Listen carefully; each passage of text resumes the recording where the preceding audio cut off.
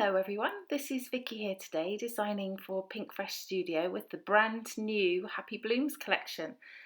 You can see some of the papers there. There's some gorgeous spring colours in there, verging into summer colours, and I'm really excited to get stuck into it.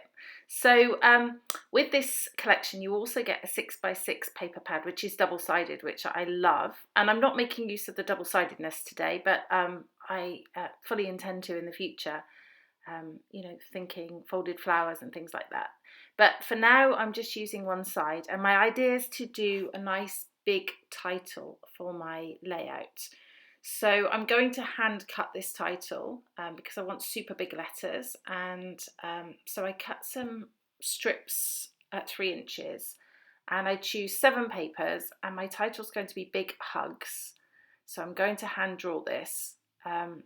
Don't worry about the pencil marks being all messy because obviously they get erased later.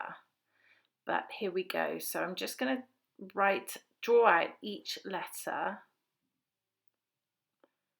onto the paper.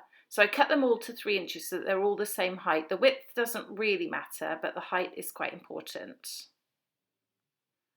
So there we go, Big Hug. I'm not going to do the G because I've got a G above and I'm going to draw around that so that they're the same. So we've got Big Hugs there, and then I'm just going to cut out each letter, which I won't bore you with. We'll skip through that in a moment.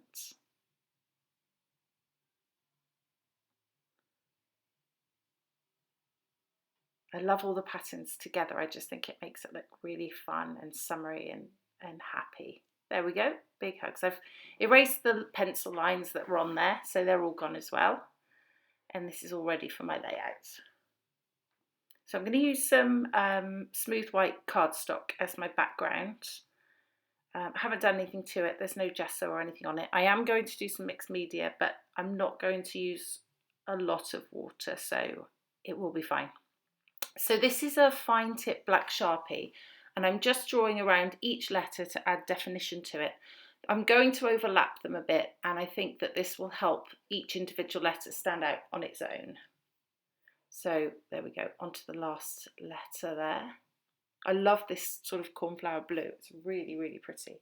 So you can see there now that the letters just pop off the page a little bit more and stand out. And my goddaughter's wearing a dark colour in the picture, so the dark colour sort of picks that out.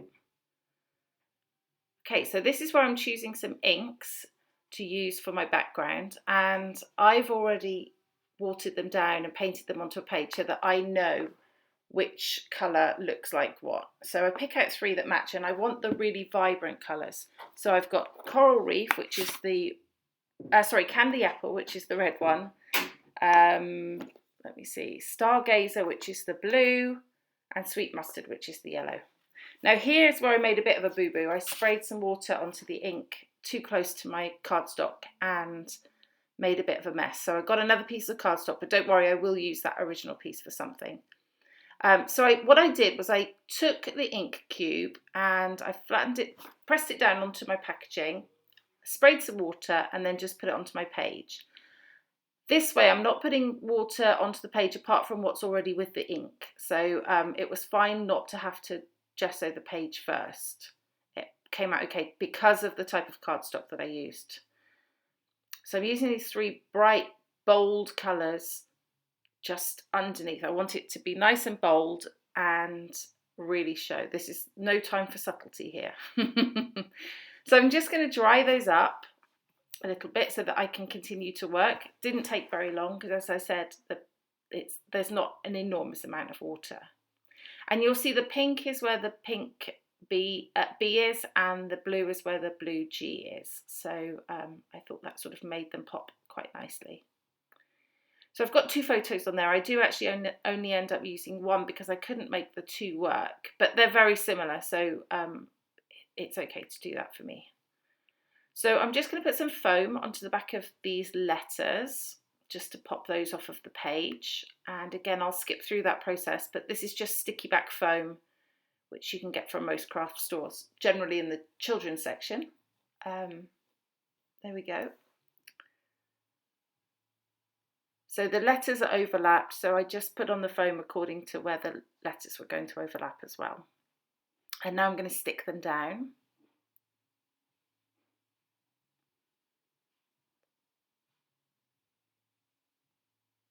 So I stick the G down. I do take it up in a moment because I realise I wanted my photo to go underneath it a little. So, but that's okay. That's the wonder and amazement of wet glue.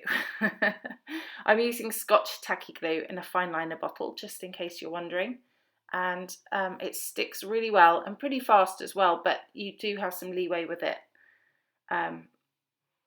which is lucky because I really needed to change that G.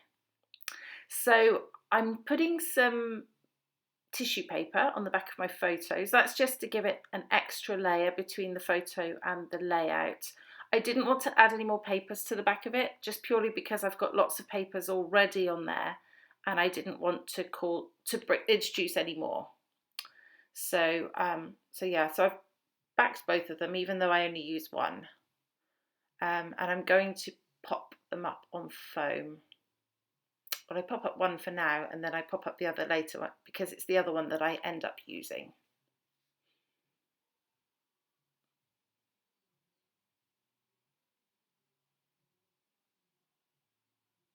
Okay, so here we go. Bringing out the floral die cuts because floral die cuts, love them. And this is where I realised that I've actually not really got enough room for both photos. So I substitute that second photo for a floral over there on the right.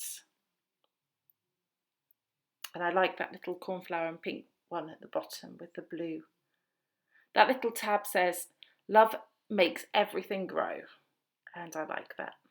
Some great sentiments in here, in this kit. A little tag up there from the ephemera pack.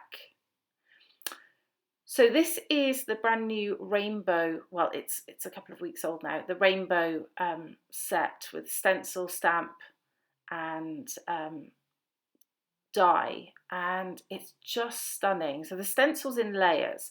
Now, really I should have put this somewhere square and lined it up, but actually I managed to line it up quite well. So, but just be aware of that. So you put each layer on and put your ink through, and I decided just to go with all yellow for this layout, but you can do multiple colours, you know, blend them together, and it looks fabulous. I've seen some of the design team do these things and they're just wonderful. But there you go, you can see it's very subtle. That's because I wanted it to be subtle. You can make it much bolder. As I said, you can blend it, but yeah, it looks pretty cute. So this stamp actually comes like the stencil with a half butterfly as well, but I actually cut them apart because I wanted to just use the big butterfly, and I could have just obviously kept it together and stamped the little butterfly and not used it, but I decided against that. So now I'm using the licorice colour ink and I'm stamping the image. This is just a Tim Holtz Tonic Studios stamping platform, which I have. You can get various different ones, but that's the one I have. And I find that that really helps to line it up. Otherwise, I'm useless at lining up. So here comes the die. I don't obviously break the die apart, so you'll see that actually it cuts some bits that I don't need, but that's fine.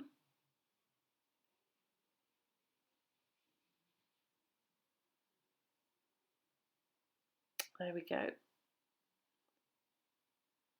That's, how beautiful is that? I mean, it's just stunning. And I'm going to just, there we go, just putting a little hole in the tab at the top there and just figuring where I'm going to put my butterfly.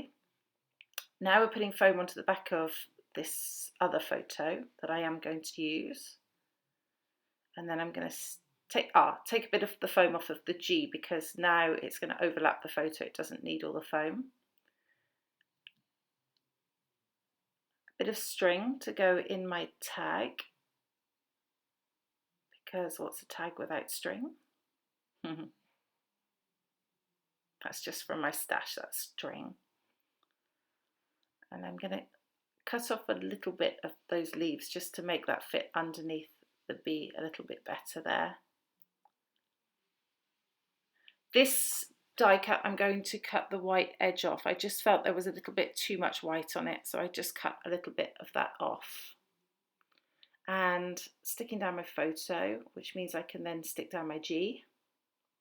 Finally.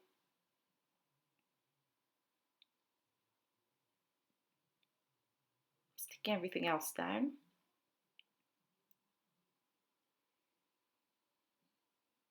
I decided to put a little bit of foam under this photo just so that it's slightly popped off the page, and I like that. I like how that looks. And then the butterfly, and I'm going to just adhere it there to the bottom corner of the H because it looks fabulous.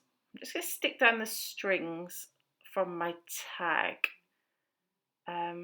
just so that they stay there and don't move around. It's not essential, I just thought that I would do that. And I'm going to stick that little tag on there that we looked at earlier, which looks pretty cute. And then I'm going to put a couple of butterflies on so that I've got 3 butterflies. So the pink one will go up there on the G, and there's a little bluey purpley one which will go down next to the other G there. And I think I just add a little cornflower blue tag underneath the photo from these cardstock stickers, and that's it. And then off camera I also add some essential jewels, some to the butterfly body and some elsewhere on the page, which you can see there on the final layout. So I hope this inspired you, and I hope you're excited to get happy blooms. I know I was. Here are some close-ups as well to take a look at. Please do let me know if you have any questions, and I will link all the products I used below in the description. Thank you so much for watching. This has been Vicki for Pinkfresh Studio. Bye-bye.